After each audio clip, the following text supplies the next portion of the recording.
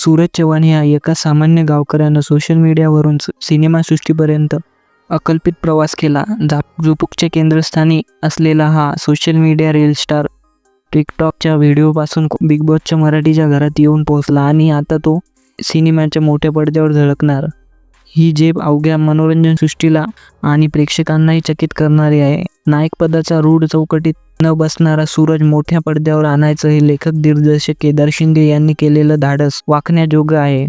हे धाडस केवळ तुक्का नसून त्यात एक विश्वास आहे की केदार यांच्या दिग्दर्शकच्या प्रवाहातील सहजतेमुळे ही कथा आयुष्याकडे हसायच्या नजरेतून पाहण्याची नवी दृष्टी देते.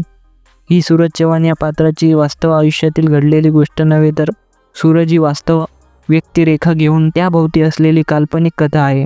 शब्दांची सरमिसळ, चित्रविचित्र हावभाव, गळ्याच्या शिरात आणून बेंबीच्या देठापासून ओरडणारा पण साधा बोळा असलेला झापझुपूकचा कथानायक सूरज चव्हाण त्याच्या गुलीगत स्टाईलमध्ये संपूर्ण सिनेमात वावरतो.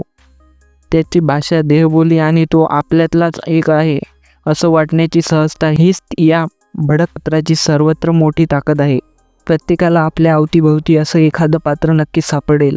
झापझुपूक बघताना एक गोष्ट लक्षात येते की ही फक्त एक गोष्ट नाही तर एक उडी आहे सामान्याकडून असामान्यत्वाकडे. निरीक्षर सूरज गावाच्या शाळेत शिपाई आहे.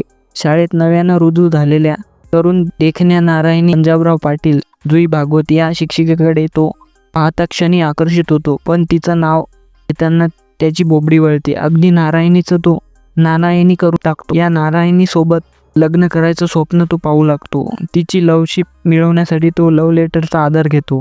सुशिक्षित आणि चित्रकार असलेला शेखरकडून प्रेमपत्र लिहून घेतो. दरम्यान नारायणीचं भूतकाळातील प्रेम प्रकरण रंजकेतच समोर येतं.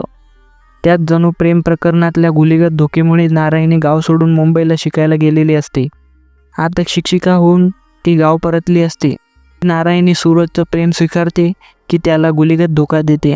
आमदार असलेले नारायणीचे वडील पंजाबराव प्रेम प्रकरणात कसा रक्तपात करतात, ची प्रेमपत्र नारायणीला भूतकाळात का घेऊन जातात, या प्रश्नांची उत्तरं रंजक पद्धतीनं या सिनेमात मिळतील. केदार शिंदे यांच्या दिग्दर्शक गंभीर आणि गमतीदारचं नेमकं मिश्रण आहे. सूरजचा संघर्ष आणि त्याच्या अपयशाची कथा साध्या पद्धतीने सांगताना त्यातून एक मोठा संदेश आपसूक मिळतो. त्याच्या तोंडी असलेला संवाद हे त्याच्या पात्राला साजेशी असल्याने तो खरेखुरे वाटतो. दिग्दर्शनात केदारच्या खास शैलीचा ठसा आहे. पण सिनेमात फारसा ठहराव नाही. प्रसंग झपाट्याने आपल्या डोळ्यासमोरून जात राहतात. हा वेग सिनेमाचा प्रभाव कमी करतो. सूरज चव्हाणचं त्याची भूमिका परफेक्ट स्वीकारली आहे. त्याच्या विनोदाचं टायमिंग आणि कसंही बटबटीत व्यक्तिमत्व प्रेक्षकांना आकर्षित करतो. दिग्दर्शनात त्याच्यावर घेतलेला श्रम जाणवतात. जुईनं नारायणीची भूमिका प्रगल्भपणे स्वीकारली आहे. ती पडद्यावर सहजतेने वावरत आहे.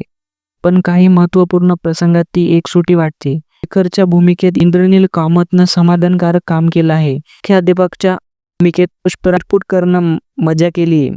राजकुमार या महत्त्वपूर्ण भूमिकेसाठी हेमंत फरादेला फारसा वावा मिळालेला नाही. नारायणीची सावतर आई वृंदा दीपाली पानसरे आणि वडील पंजाबराव मलिद गवळी सहाय्य भूमिकेपुरते मर्यादित आहे. सूरजच्या शाळकरी मित्रमैत्रिणींनी मात्र खूप गंमत आणली आहे. त्याच्या बहिणीची भूमिका साकारणाऱ्या पायल जाधवनं अभिनयाची चुणूक दाखवली आहे. झापझुपूक हे शीर्षकगीत जमून आलेलं आहे. सूरजवीरच्या गोष्टीची VFXची बाजू फारशी सफाईदार झालेली नाही. हा सूरजवीर कोण आहे हे गुपित सिनेमातच पाहावं. ते सांगण्यात मजा नाही. एक गोष्ट नक्की, झापझुपूक नक्कीच तुम्हाला हसवेल, शिकवेल आणि ज्याच्याकडे बघण्याचा नवा दृष्टिकोन देईल. धन्यवाद.